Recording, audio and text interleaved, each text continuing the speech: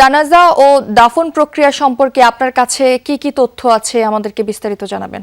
ঘোষণা করা হয়েছিল যে সাজুর জানাজা আছর বাদ কিন্তু অনুষ্ঠিত হবে এবং এরই মধ্যে আছরের নামাজ শেষ হয়েছে এবং নামাজ মাত্র শেষ হওয়ার পর মাইকে ঘোষণা দেওয়া হয়েছে মরদেহটি এখনই কিন্তু নেওয়া হবে। পাশের যে একটি স্কুল রয়েছে পরিবার পক্ষ থেকে বলা হয়েছে যে ওই স্কুলেই মূলত যে দাফন প্রক্রিয়া সেটি সম্পন্ন হবে। মরদেহটি কিন্তু এখনই যে পাশের স্কুলে নেওয়া হবে এবং সেখানেই মূলত যে জানাজা অনুষ্ঠিত হবে এবং জানাজার পর যে তাদের পারিবারিক কবরস্থান সেই কবরস্থানে দাফন করা হবে। এবং এই যে আলিমুজ্জামান সাজু তিনি কিন্তু ব্যক্তি জীবনে ছিলেন অবিবাহিত এবং একটি সম্ভ্রান্ত পরিবারের ছেলে। তারা 4 ভাই, এক ভাই আর আগেই মারা গেছেন এবং আলিমুজ্জামান এই কলকাতায় মারা গেলেন। 2 ভাই রয়েছেন এবং 2 বোন রয়েছেন, মা বাবা আরও আগেই মারা গেছেন।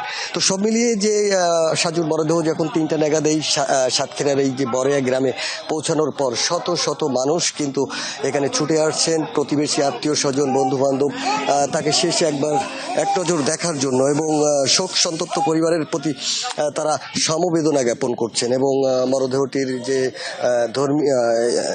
ইসলাম ধর্মীয় অনুসারে মরদেহটি যে গোসল করানো হয়েছে এবং এখনই কিন্তু জানাজার উদ্দেশ্যে নিয়ে যাওয়া হবে এবং জানাজা শেষেই তাকে পারিবারিক কবরস্থানে দাফন করা হবে।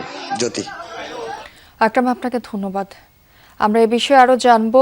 বেনাপোল থেকে যুক্ত হচ্ছেন আমাদের সহকর্মী কামাল হোসেন। কামাল, মরদেহবাহী অ্যাম্বুলেন্সগুলো কখন নাগাদ বেনাপোল পৌঁছাতে পারে একটু জানাবেন। বেনাপোল ও পেট্টাপোল বন্দরের শূন্য রেখায় অবস্থান করছি।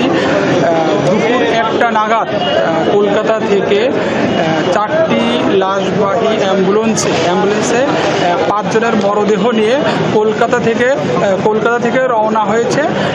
আরও 35 থেকে 40 মিনিট আগে কিন্তু পেট্টাপোল ইমিগ্রেশন চেকপোস্টে 4টি লাশবাহী গাড়ি এসে পৌঁছিয়েছে। এই পেট্টাপোল ইমিগ্রেশন চেকপোস্টের যে ইমিগ্রেশনের যে আনুষ্ঠানিকতার কার্যক্রম চলমান রয়েছে। আরও 40 থেকে 45 মিনিট এর মধ্যে তাদের পেট্টাপোল ইমিগ্রেশন চেকপোস্টের আনুষ্ঠানিকতা কার্যক্রম শেষ হওয়ার পর আমাদের বেনাপোল ইমিগ্রেশনের চেকপোস্টে কিন্তু 4টি লাশবাহী অ্যাম্বুলেন্স এই